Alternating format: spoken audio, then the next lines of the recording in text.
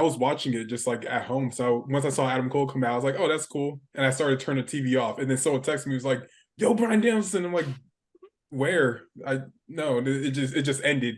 So I turned it back on. I'm like, oh my God, what the heck? Just seeing like those two like pop in, like the top guy in NXT, one of the top guys on the main roster, pull up on the same night. I mean, like Bryan's last match in WWE was against Roman Reigns. So to see that like transition was just massive in itself. Here comes trouble!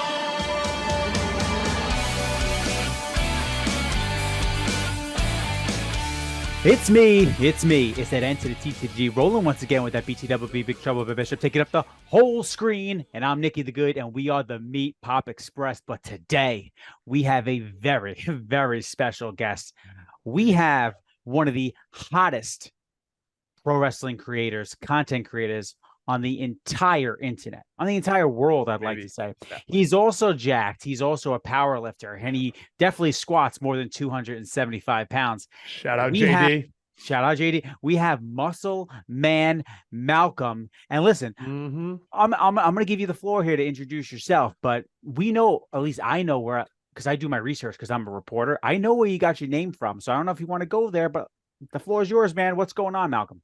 What can I say? Me and John Cena are best friends. You know, he just handed me the name one day. I was like, well, thank you, good brother. So I'll gladly take the rub. So, I mean, my name is Malcolm Muscleman Malcolm, whatever you want to call me. As long as you're following, that's all that matters. The greatest wrestling interviewer of all time. It's more than said. I should be higher than 6. A little upset by that. Should have been 2, 1, 3. Something. We didn't come up with it. It was an unbiased panel. It was, we might have been part of the panel. It was an unbiased panel. Bro. There was some respectful glazing going on with your number 1 pick.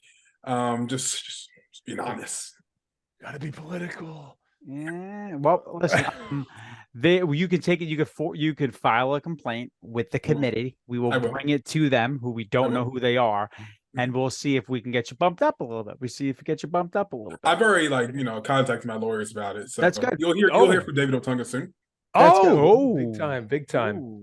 He had a fire theme song. Otunga had a really wasn't it like yes, something like that? Yeah. I mean, you didn't really do it correctly, but it's okay. But I didn't do it correct. He was also on. He was on I Love New York, right? He was on. Yeah, he was Punk. But you also see him in court, of course. Okay, well, it's off to a good start. Malcolm, it's good to see you again, buddy. I'm a David Otunga #1 fan, also the #1 fan of Omos. You gotta give some love to the big man Omos, and we'll do that eventually at another time. But you mentioned David Otunga, and that's gonna kick things off. So Nick, let us know what the topic is today for us investigative credentialed journalists. Yep. So we're going to be making the case each week, guys. That's what we're going to be doing. We are going to be leaning into the fact that, listen, we are real journalists. Okay. That is a real thing. This is not a joke. This is not a game to us. Okay. We do our research. All right. We are credentialed journalists. We are a one-time Starcast goer. Okay. So we're supposed to be taken seriously here. Now, so we're going to be making the case for something each week. And this week, we're talking, what is the case for the greatest AEW debut of all time or to date throughout the entire promotion and its tenure? We think, obviously it's current. We had someone, not going to spoil it, we had someone make a debut in AEW recently. It was pretty big. So we want to talk about that specifically today. And our guy, Malcolm, he's going to be helping us out. What do you think about that, Malcolm? Is that a good idea?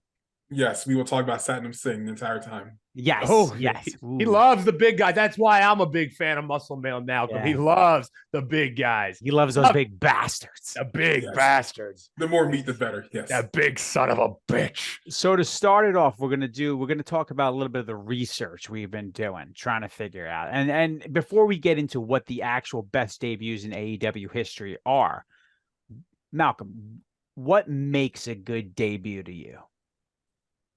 I mean, height, of course. Meat, of course. Height, meat. And those are the only 2 things, honestly. So, like, when you add those together, we get Satnam Singh. So, yeah. We get Satnam Singh. Well, he's already spoiling it. But I'll piggyback off that. What I think makes a good debut, to be completely honest, it's anticipation. Right, we're seeing it right now with a few people. We're seeing the anticipation. We're seeing there's a few on NXT right now. Again, not going to spoil it. But there's a few people on NXT that are already bigger stars than they were in other places. I'm just saying. I did my research. Anticipation. I love the vignettes. Let's talk about a few. Let's talk about some of the best vignettes for debuts that we've seen. I'm talking about, let's see, the Val Venus. We remember those vignettes before Val Venus came upon. Right now, I think one of these vignettes doing a great job. Brian Pillman Jr. We know he's coming. They already made him seem more important. Anticipation for Kane. Well, God, that's got to be Kane. People went crazy. And he was a damn dentist that no one gave a shit about.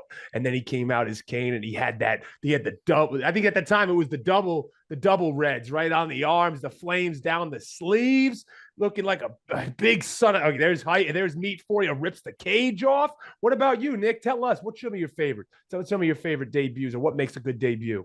Well, I'm a big time movie buff. So for me, I didn't even know that Goldust was who Goldust was in real life. And when he was coming out with the, like so-and-so 1985, like that type of stuff, I loved. Razor Ramon, obviously, those vignettes, right? The whole thing with like actual, like, and all these years later, you hear him talking about him pitching it to Vince McMahon about Scarface. And then you go back and you watch those vignettes, you're like, amazing. Also, Mean Street Posse, those vignettes, like the best part about the vignettes and building up the anticipation is like, you felt like you knew what it was, but seeing it in person is differently, right? And so it just builds. And like we always talk about making people larger than life characters, right?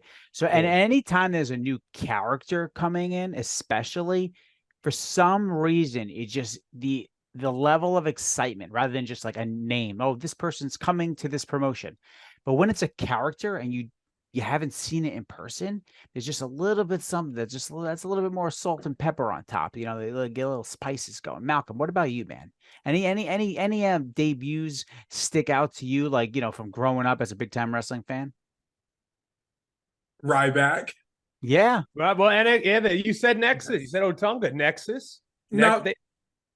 No, just Ryback. Oh, just Ryback. I'm sorry. But this version of the Ryback, right? You're talking about. Like feed me. Yes. Yeah, the feed me more, like where he was, because I think in NXT, right, or in development, that he was doing the Terminator gimmick for some time, right? Then who'd he come out as? He was Skip Sheffield. Yep. Then he got hurt. I remember that. I remember when he got hurt, and then he came back. That's right. No, that's a good one too. Of course he's about big Lord? and meaty. You want to talk about meaty? What about Lord Tensai? How about that debut? That's some meat on that boy. And people had nipples. People had no idea that was Albert until he showed up, and they're like, "Wait a second, what?" I didn't even know who Albert was. I'm like, Nick, we're showing our age now. Oh shit. Yeah, A-Train, man. Yeah, he had a lot of old. We are old. He had a lot of hair. Of hair. Messing with the X Factor, though. But yeah. I mean, that's just debuts or something where it's also like there's also the surprise factor. Like you don't always need to know somebody's coming, right? So a debut can be a surprise where like it's a brand new character, which was you had no idea they were coming, and then also just like you knew someone was coming, but you didn't know when they were coming. So I think those two things were like, I think it especially in pro wrestling, like being surprised to me is probably the best part of the debut. And I mean, we might get into that later in the show. We might. Just you wait. Stay tuned, folks. So we talked about memorable debuts. We talked about great debuts. What makes a bad debut? The Shockmaster. Well, yeah. Don't trip over the set. Tripping over a 2x4 that was, put in the wrong spot. I think that qualifies. But Malcolm, what would make a bad debut for you? What do we want to avoid? Being named Alberto Del Rio. That's one. Really? No, elaborate on that now. I want to hear what's wrong. What's wrong with Alberto Del Rio besides everything wrong with Alberto Del Rio? Not the person, the character. The character. True. Okay, as a wrestler, Del Rio was okay at most. I just as a child watching the vignettes. That was the first time I saw vignettes before in wrestling was Del Rio debuting. I don't know. It just came off cheesy. The acting was terrible. And I don't know. Bad acting makes a really bad, like, impression, especially when you're a child and you I can think what you're tell. going with, I think what you're trying to explain is believability. Yes, Like, am I believability. buying what you're selling to me on Yes, TV? Now, Ben and I probably like those debuts because we like bad acting from We the like the 1990s. cheese. We Yeah. like the Rick We like Martels. the cheese. We like the Rick Martel. Like, bro, you're the not an actual arrogance. model. You're not an actual model. But that makes sense though. So like if we're looking at it, we have a few different generations here, right? So, for Malcolm, like, you're used to seeing all this content already. Right. yeah. Like you weren't watching VHS tapes, right? Where What's like that? the only exactly the only shit. The only time that you saw that stuff was actually like, you had to go to the actual video store, you had to get a VHS, you may stumble upon something, right? And it was the Don't know first what a time you were VHS seeing it, is. right? Don't worry about it. You'll never need to know. Never have to. Nope. But for you, it's like you've been exposed to so much content and so many different people that have come into this world of pro wrestling and been sensational on the mic in front of a camera that when someone's not, it probably sticks out to you a little bit more. It does. It does. Like, there was a guy back in 2009. He used to come out, Vicky Guerrero, and I can't remember his name to save my life. That I'm on the Escobar, something like that. I don't know. Do you remember who I'm talking about? That wasn't not the guy who came out with Umaga, right? No. His name was something. Eric Escobar. That was his name. Eric Escobar. He was like the first most random jobber I've ever seen in my life. He came out with Vicky Guerrero. He used to like. It was right after Dolph Ziggler, I think. It was just like the most random thing in the world. You could just like, as like a 10-year-old, just watch him like he ain't gonna make it. No, I'll way. tell you, No way. 2009 though, those were like the dark ages for WWE. I mean, that For me, that was my first year though. That was not a great. I don't know how you became a fan then. Yeah, John Cena. I don't. This is just John Cena. Yeah, that was it. That's it. That was literally it. Orton and Cena really was it. Yeah, that was my Brett and Sean as Orton and Cena. That is pretty crazy to me because for me, like I went to college, I graduated college in 2007 and then I didn't find wrestling again until Edge won the Rumble in 2010. Like that's what got me Adam back Copeland, into actually. Adam Copeland. Sorry. Well, Sure we'll get into that. We sure will. We'll get into that. And I guess that's a good segue. So I think we've done the research. Okay. So we've done the research. We've talked about now what makes a great debut. We've talked about what are some of the more memorable debuts from our past, Malcolm, obviously the new age, me and Ben, kind of the older stuff, maybe. I know for me personally, the Jericho debut to me is the greatest debut of all time. Now, of course, the case we're making today is, by the way, AEW debut. So let's just be clear. So I'm not spoiling anything.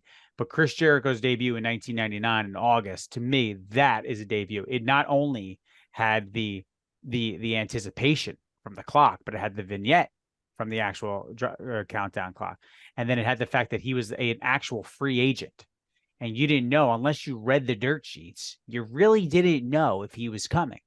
Like if you read the dirt sheets, you knew that the Jericho was probably on his way. And clearly the people knew because of the signs and, Millennium Man signs like in the arena at the time. But to me, that's like the perfect debut where they literally hit on every single thing. Kane's was maybe a little bit, I'd put Kane at number 2 for me personally all time. But that's just me. Maybe I'm a little biased towards the tall folks, but that's here, no there. We're going to move on, though. We're going to get into actually stating our case here. So we're going to talk about our actual best debuts in AEW history. It's a very current topic. We're going to lead off with Malcolm. Malcolm, for you right now, make the case for the best debut in AEW history. What do you got? So he's really tall, and there's a lot of meat on his bones. A lot of meat. So Satnam Singh. Is definitely the best. I mean, he's a future world champion. I mean, my favorite TBS champion of all time, Satnam Singh. He just got it all. I mean, like, what can you say? When he walked out, I was like, wow, this is what larger than life actually means in pro wrestling, and he is that. So Satnam Singh, and there's that CM Punk guy as well. He did but Satnam Singh, he was the man. Now, Nick, I don't know. You've never had the pleasure of meeting old Satnam. And I hope you never do because it would be one heck of a visual for you too. But he even makes me look small. The guy is a legit giant. Nick, Any, Nick, any, you're lost any, for words here. I mean, anytime a giant comes on screen, I think no matter what, it doesn't even matter. It's just like when Giant Gonzalez came down, right, to basically take out the Undertaker all those years back. Like no one knew he was coming. He just showed up, and everyone's like, "What is happening right now? Like, who is this guy with fur on his, I read some recently that wasn't the right costume, but I mean, we're not a Giant Gonzalez. Yeah, they just made another costume for someone who's 7'7", right? I don't understand. Malcolm, is there anybody else you wanted to get into? Anybody else besides Satnam? That's a good one. Anybody else? Great AEW debuts. I mean, I have to give respect to respects due. Brody Lee, great debut. Yeah. Like everyone thought it was gonna be like I don't know who people thought it was actually gonna be at the time, but the fact just seeing him walk out there and kind of have like that Vince McMahon character mixed with like a kind of Wyatt family cult as well. It was pretty amazing to see, especially during a pandemic too. So what I loved about that debut in particular, why I think it's so up there, is because the thing is that everyone felt like Luke Harper was not treated as big of a star as he could have been, right? Like he had the Intercontinental Championship run and he was getting big time reactions, right? Well, he was the workhorse of that team too. He was the workhorse of the team. He could work with anyone on the roster. He had a few injuries. He had the injury, I think, with the leg, he got hurt. But really, he was one of the guys in WWE where everyone was like, why are they not using this guy more? Like he has momentum. Why does his momentum just stop? So he was the first guy I feel to go to AEW where they were actually elevating him as a star. Mm-hmm. Obviously the presentation, the vignettes, he was the first one to come over and get that superstar treatment where in WWE, he wasn't necessarily positioned as a full-blown star world champion type. That's what I would say about him. Yeah. For sure. And like if he was like still with us today, he'd probably be a multi-time world champion by now. For sure. Yeah. Definitely would have got that title at some point. No, he had the popularity. He had it, and you know what he did? He elevated that group around it because I mean, let's be honest, the Dark Order when they first came out, it was that weird like gimp S&M style Dark Order. He kind of made them a little bit more, serious. But they had the comedy too, but he gave them some legitimacy. So I think they made him, like you said, Nick, they made him a star. And that does make a great debut. He was already portrayed as a star, not just a lackey, not just a henchman. He was portrayed as a star. Yeah, it was the whole thing together. Like you didn't know who it was going to be. I really did not know. Like there was speculation as to who it was going to be. But when he actually showed up on screen and with the white jacket and the big and the big glare and the light in the background, right? Like it definitely made an impact, right? And what would the Dark Order have been without him? Like even with the BTE stuff that they were doing on the side, which is absolutely hilarious. I mean, you're talking probably one of BTE's best skits is just him just cursing at John Silver, like just hilarious stuff. So that's definitely up there because I mean, also he's just obviously he's a legend there, right? Like he is synonymous with the legends of AEW. He went there, made a huge impact, and that debut was one of the first I was like, wow, a WWE guy is really here, but he doesn't look anything like what he was doing in WWE. And he's taking shots at Vinnie Mac. Nobody does that. No. But he was. No, he didn't care. And that's a good point, Nick. Before we move on to the next one, that's a good point that he didn't come there and people were like, that's Luke Harper. They were like, that's Brody Lee. There was not very quickly. They weren't just like, he's the same person he was in WWE. He was totally different. And that's a heck of a debut. Good pick, Malcolm. I like that. Yeah, no, it's a strong case that like if AEW ever makes a Hall of Fame, he needs to be like the inductee. I think number one. I think so. I think number one, just like Andre was the first in WWE. I like that case for Brody Lee to be number one in AEW's Hall of Fame. What's your case, Ben? What do you got? So I'm not really going out on a limb here, and this isn't any type of pipe bomb per se, but I got to go with CM Punk as the greatest AEW debut. And here are the reasons. Obviously, he was gone for 7 years before he came back. The anticipation was there. They were in Chicago when he came back. They had his theme song when they came back, and it was the worst kept secret in wrestling that CM Punk was going to go to AEW in August of 2021. Now, also what makes this really good, because what gets me upset when people make debuts, and this is kind of happening right now. I'm not going to say it, but we all know.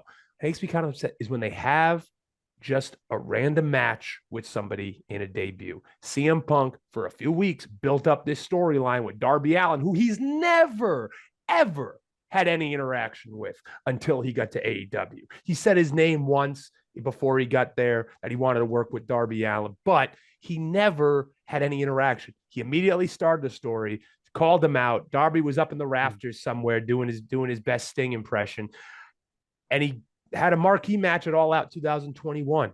And people really cared. I think it was their best buy rate, or like one of the top 2 buy rates that they've had for a pay-per-view was his first match back.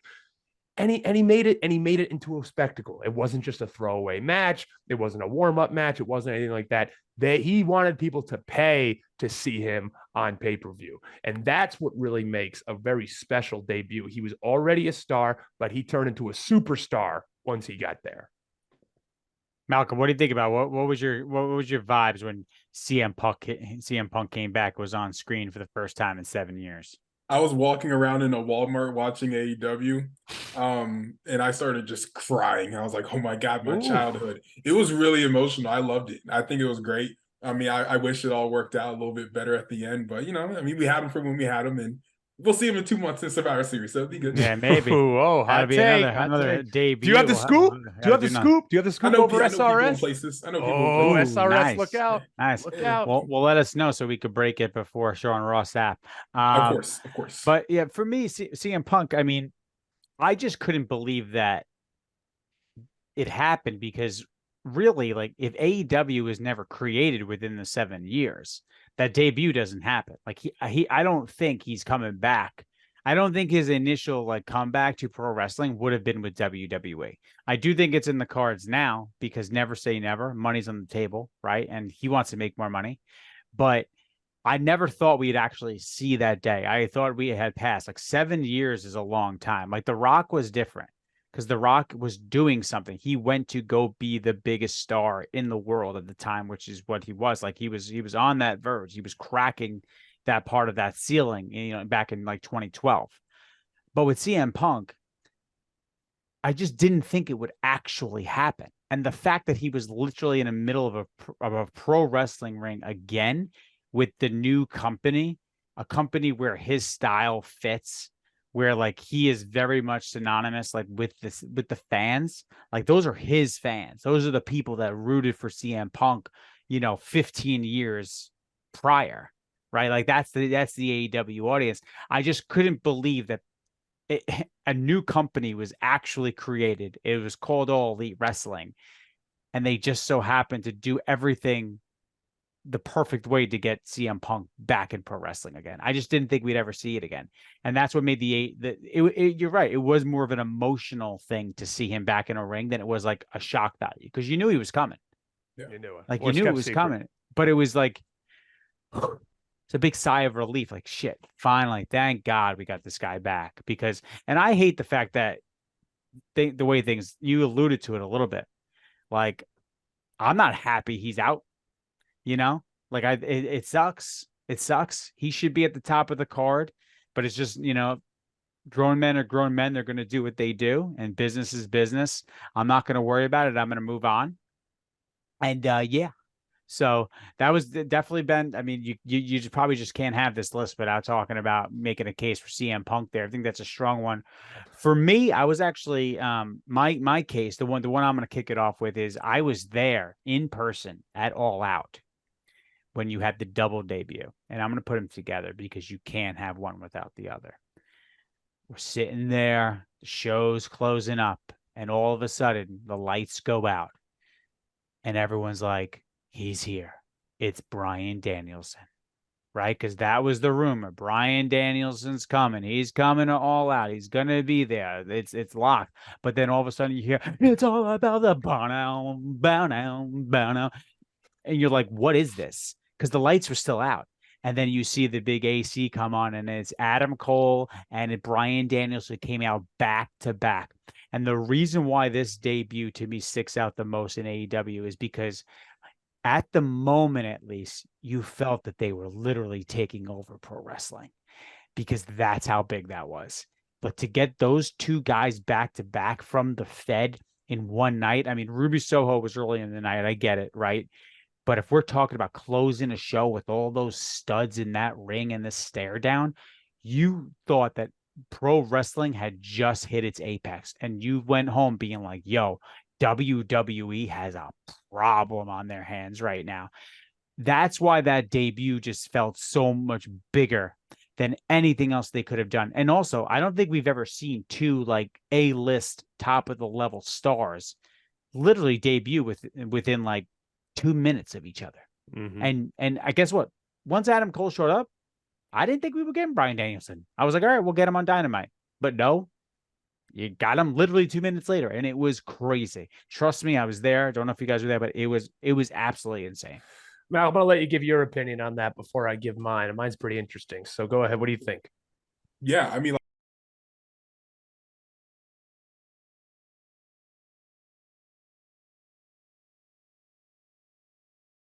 like I was watching it just like at home. So once I saw Adam Cole come out, I was like, oh, that's cool. And I started turning the TV off. And then someone texted me, was like, yo, Bryan Danielson. I'm like, where? I no, it just ended. So I turned it back on. I'm like, oh my God, what the heck? Just seeing like those two like pop in, like the top guy in NXT, one of the top guys on the main roster, pull up on the same night. I mean, like Bryan's last match in WWE was against Roman Reigns. So to see that like transition was just massive in itself. Yeah, having those two guys around at the same time is it's huge. And I don't think people really understand it. I think nowadays we're like conditioned to understand that someone's gonna show up every other week, so it's whatever. But I think at the time it really made people like take notice of AEW. So that's a good point. I agree with that, and I think that was the hottest the company has been in its short stint was that time period with Punk and Cole and Danielson. But I'm gonna be the contrarian here. Go ahead. And I'm gonna say I think the worst debut in AEW was Adam Cole, and I love Adam Cole, and I think he's a great wrestler, person, entertainer, everything. But I think the fact that he came out first and then was just pushed aside for Bryan Danielson as he comes trotting out, I think it stole a little bit of his shine. To be completely honest, yes, the song is over. The people like saying boom. They like saying Adam Cole, baby. The crowd wants to be involved. We've talked about that on the pod a lot. But I just think that he felt a little overshadowed by Bryan Danielson because he is the bigger star. He is Bigger. there's nothing wrong with that. He Yeah. is. Adam Cole's amazing, but Bryan Danielson's a bigger star, comes trotting out right after him. Adam Cole didn't even get to say anything. Just kind of walked down. All of a sudden, Bryan Danielson's music hit. I think we could have saved it. I think there could have been a little time in between. It's actually not a bad point because Bryan did come back from basically retirement. So no matter what, and the whole notion was, okay, Bryan Danielson's in AEW. He's finally going to get to do the stuff that WWE wasn't going to let him do. Malcolm, what do you think about Ben's take there, being the contrarian? It's fair. It's a fair point to have. I mean, like, think about it from that perspective. Yeah, like at the end of the night, like who's the name you're talking about the most is probably Bryan Danielson. Not really as much Adam Cole. I mean, at the end of the day, for like WWE fans, he was just a developmental guy at the end of it. So to see him come in was interesting if you're like that kind of fan. Obviously, if you're watching AEW, you obviously know Adam Cole. It's a fair point. I don't fully agree with it, but I see where you're coming from. That's okay. That's why we're journalists. That's why we're journalists. We do the research and we credentialed, fully very credentialed. Very credentialed. Very Malcolm, the most credentialed. Malcolm, what the most? There's other people. Me. All right, Malcolm, what other debuts stick out to you? What other debuts stick out? I mean, I said Satnam. I mean, obviously the legend Brody Lee. Oh man, it doesn't get better than Satnam though. But can we talk about him now? Is this the right time to talk about the big name, or can we? Oh yeah. Spoil it for everybody, please. Cool. I mean, it's already out there. So I mean, Adam Copeland's debut was absolutely amazing to see him come out to his actual theme song. No one expected that. I was not expecting him to be Adam Copeland. Somehow in my mind, I'm like, he's going to be Edge. Obviously, he was not. Adam Copeland's not a good wrestling name. I think it's terrible. He sounds like a tax agent. I don't like it very much. But the fact that he came out to his own theme song, it was enough for me, and I enjoyed it. He got rated R superstar, though. He swindled that somehow. The WWE dropped the ball. I just saw that on the trademark. So they didn't do it in time. And so now he's got that. He's got half of it. No, yes. Edge, of course. Edge, of course, is a great. I would say it's a great one also just because like Christian is there and they finally get to finish what they didn't get to finish. And to me, you got a lot of people out there right now that are like, oh, I can't believe he went to AEW, like WWE is home. Listen, WWE is his home.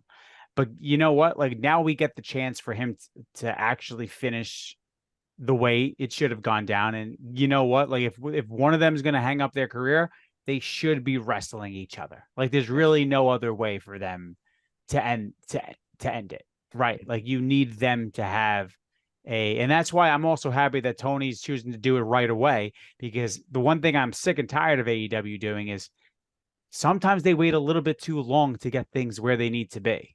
Like, give us what we want. These guys are 50. Okay. I don't need to wait till they're 53 to have the match. Have it now while they can both still go and look phenomenal at 50, which is crazy. So definitely Edge. Ben, what do you got? Another one? We got another one. There's a few other big ones, man. There's a few other big ones that I'm trying to think of, who really made an impact. And I mean, well, I'm gonna take Malcolm Shine here on who made an impact. I'm gonna go with Jade Cargill. The first night she came trotting out there, and what night was it? What night was it, Malcolm, or what night was it not? It wasn't open mic night. It sure as hell wasn't open mic. Yeah. I mean, that was Brandy's best night too. But Jade Cargill, she's coming out. I mean, everyone was like, "Who in the blue hell is this?" Looking at her, speaking of debuts, Booker T on SmackDown against The Rock. Who in the blue hell are you? One of the best lines ever. But Jade Cargill comes out and she's going toe to toe with Cody on the mic. You can say what you want. I thought it was a hell of a promo, and she looks like an action figure coming out there, all ripped up, gorgeous. The hair, the getup she had on. I don't think she was flanked by Shaq at that point, but she called him out. She was going to be wrestling with Shaq, and then of course Brandy comes out and cuts the generational promo of all time, Yehefa. And I have to go. That would be my next. I'd have to go with Jade Cargill from where she started, where she is now, and what they made her into the star that she is. I think I'm gonna put her up there at the best debuts. That's a solid pick. I had never seen a woman that looked like Jade Cargill like that in my life. Like that, even like China, obviously, right? But Jade is just for some. It's Jade different. looks more like an athlete than China ever did. Yes. China was just just bodybuilder, gassed up, and like kind of couldn't move. Jade looks like an athlete. Jade's like an athlete, super athlete, fitness model. Like she's literally everything. Like she's gorgeous. Like it's literally like everything you could possibly imagine. Like it's creative, creative pro. Like it's creative pro. Like what do you want? You're a superhero, like female wrestler to look like. It's Jade Cargill. Yeah, pretty much. Absolutely. I have to mention one before we go into the closing out the show and closing out this case. But for me, Moxley showing up was wow. Like the way he came through the crowd, very much like Nitro, Scott Hall coming through the crowd with the vibe. And, looking at the other guy that debuted, Chris Jericho. Chris Jericho showed up in Jacksonville. And I didn't know he was going to be there. All of a sudden I hear Judas playing. He just shows up and he's on the microphone. I'm like, wow, he really went to AEW. Like he did not sign with WWE. He's gone. He's actually going with these group of misfits here and that are trying to, shake up the industry. So for me, those two are big. I mean, the Moxley one, I remember getting a little bit of chills when he showed up because I was like, we knew this was going to happen, but like the way they did it was like it fit that like WCW, like just like it just had renegades. Renegades is the perfect word. It just had a different vibe to it. Like, yo, we're doing things differently now, and we're going to start it off with the lunatic French. That's kind of how I felt. Where were you? Do you remember where you were, Malcolm, for Mox's debut? Just at school. I mean, it's such a boring answer, but literally just watching it from school. We got to get all the people on the pod, man. This is school. Bad. Jesus, this is bad, Ben. This is bad. Sorry, I have a big story for you, but I mean, it was amazing to see. I mean, like just the fact that like you can like it made sense. Obviously, he was going to go there, but it's like you don't believe it until you actually see it. Because like Dean Ambrose for me was like one of the like big three pillars in WWE because it's the Shield. So like to see him actually jump ship and like get to learn about who Jon Moxley actually is. Because at that point, I've seen like clips of him from CZW, but never really watched anything. So to see the actual Jon Moxley happen in person, I'm like, oh, this is this is what he actually supposed to look like, and not like that Right. silly crap he was doing in WWE, like pushing hot dog stands and stuff, fighting Because wrestlers. he did that Yeah, he did that one interview where he kind of like opened things up with Jericho, and he was like, I yeah. had all these ideas, and then when he showed up and you saw what he was wearing and like the mannerisms Makes and you how he realize that like he's actually and like that guy. I'm like, Oh, oh I shit, like this. what are we about to get from this guy's brain right now? Right. So I'd put those two up. I'll just run through a few other ones that occurred, and then we'll just move into some hot takes to close out the show. So we obviously had, I think Renee Paquette showing up, and just you knew she's going to come, but she gives some legitimacy there. Shout out to the journalists. Shout out to this fellow journalists. FTR showing up, and then I also put up Sting. Sting showing up. He's had a hell of a run there, man. I mean, granted, he's 60 something years old, but like for what it's worth, he's like a fixture there, which is crazy to say, but he's a fixture there. Normally we have this segment called Take You to Hottie, Malcolm. It's where we talk about the hottest takes we have in pro wrestling. So outside of AEW debuts, give me just one spicy take that you got for all of pro wrestling right now. Do you got Wrestling one? should have legitimate weight divisions, because I hate the fact the world heavyweight title is held by people that are not heavyweights at all. Seth Rollins, love him. He is not a heavyweight. Rey Mysterio should have never touched that belt because he's not a heavyweight. It makes zero sense. It's made for dudes that are like at least 250 plus minimum. Thank you. Why is Thank Mysterio you. holding? Thank you. So are you saying checks in the mail? Checks in the goddamn mail. So I think so I don't think you can have weight classes. I do like the idea. I just think they should just book who should be booked as world champion. Like that's no. Weight classes. I want to see some division. I want to see like cruiserweight. You have the cruiserweight. Tell them. But then I kind of feel like everyone else, it should be a free for all. Because then you're saying Bret Hart can't be world champion. Unfortunately, so. You're saying Shawn Michaels can't be world champion. Unfortunately, so. That's what I'm saying. Like this It'd be what they could eat a pizza and gain some weight. It'd be what so. It'd be. All right. So okay. Before we move on, what are the weight classes then? What are the weight classes for? Go. So world heavyweight, you gotta be 250 plus. I mean, like you need to have some meat on your bones. You need to be like a legit heavyweight. I'll go like after that. We'll go like 215 to 250 or to 250. That's like a good junior heavyweight, because like most wrestlers are big. I mean, like it's kind of hard to like say it's like anything besides that. So a good middleweight. Then you got at that point you just got cruiserweights. Just push them all to the side. So lightweights, we'll go to lightweights in the 250. That's fair. 15. I say I'll give 205 to 250. I'll give him 50 pounds there. That's fair. 205 less.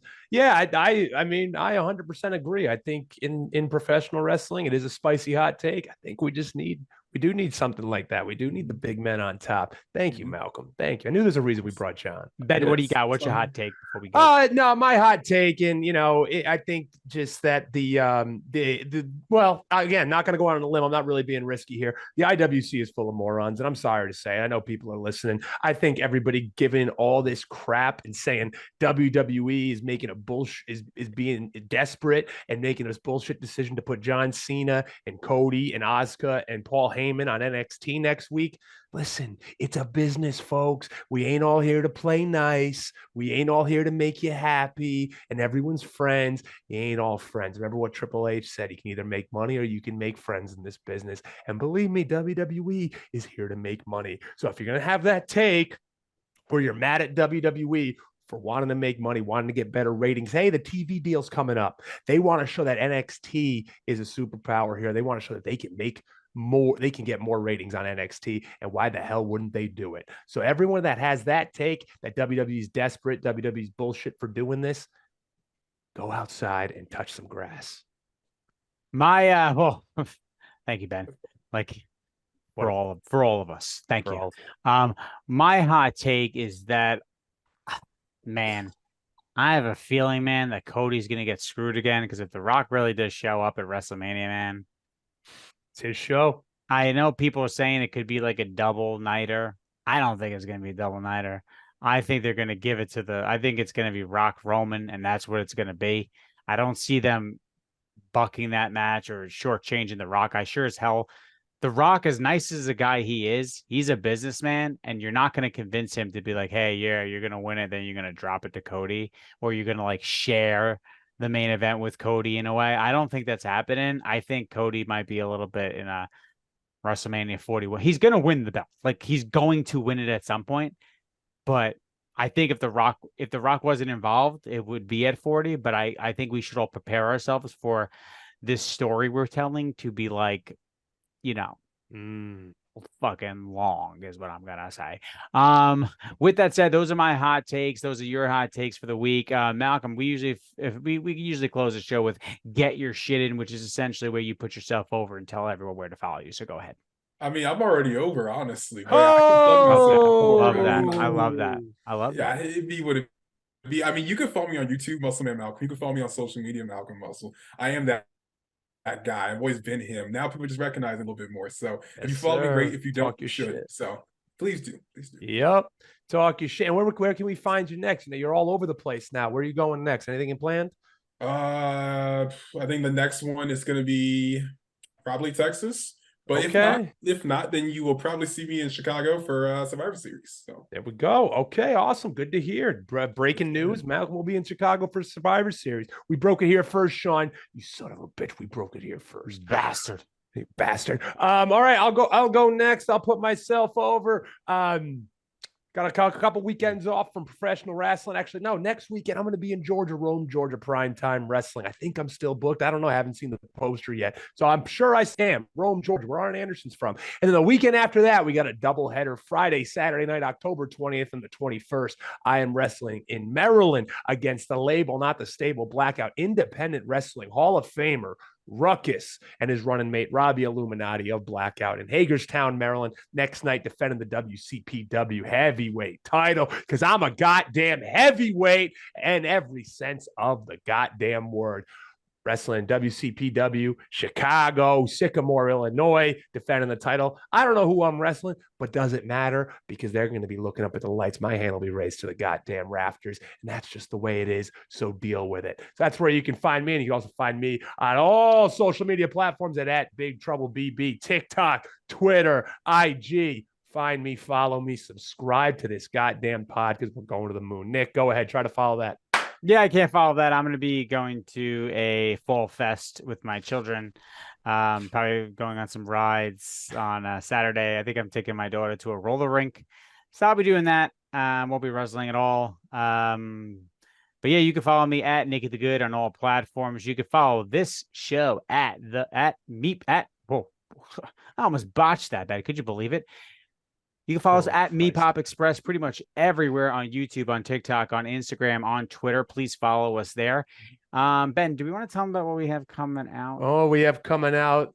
I am going to show you right now. We know we're recording on a different day. This is out on Friday, and you already seen it. We are going to have merch. Ladies and gentlemen, merch is coming. The Meatpop Express tee is gonna be here. $100 a t-shirt, brother. Oh yes, it's like Big Baller brand, baby. It's all Big Trouble brand. Big Trouble brand, baby. BB. Yep. We'll pull the old Matt Cardona. We'll sign it, and that's an extra $50, brother. Sure, goddamn is. No, we were gonna have those. They're gonna be $25 plus shipping because we want all the meat sticks to have one and show it off. Show off the guns. They fit well around the arms. You're gonna we made sure we paid extra to make sure that they actually form fit around the bicep. That was 60-40 cotton poly blend. That was a big time ask for me to make sure that it because the worst thing is like when you get the blocks. No, we don't do that 100% heavy cotton bullshit. The WWE shop, like you don't order the good ones, you get the bad ones. Disgusting. I just throw it right out. Yeah, so follow Malcolm, follow us, Meatpop Express, follow us everywhere. We'll be here each and every Friday. Make sure you subscribe, make sure you like, make sure you leave a comment, either good, bad, indifferent, create a burner, leave another comment. I don't care. Either way, Ben, what's going on with your screen? Did you I don't know what the heck just happened? Oh, what the hell? I think I was just taken to like the Ben hit a little Ben hit a little I don't know, effect here in the little Zoomscape. What did I do? Don't know what happened there. But follow us everywhere. We graciously I just made up a word, graciously. Appreciate your support. We gotta get out of here. We gotta get the hell out of here, brother. It's nighttime and I'm all high nooned up. And Ben, you got anything else to say to these? No, keep it positive, keep it trucking, and always keep the shades on because the sun never sets on a cool guy. Later, Marks.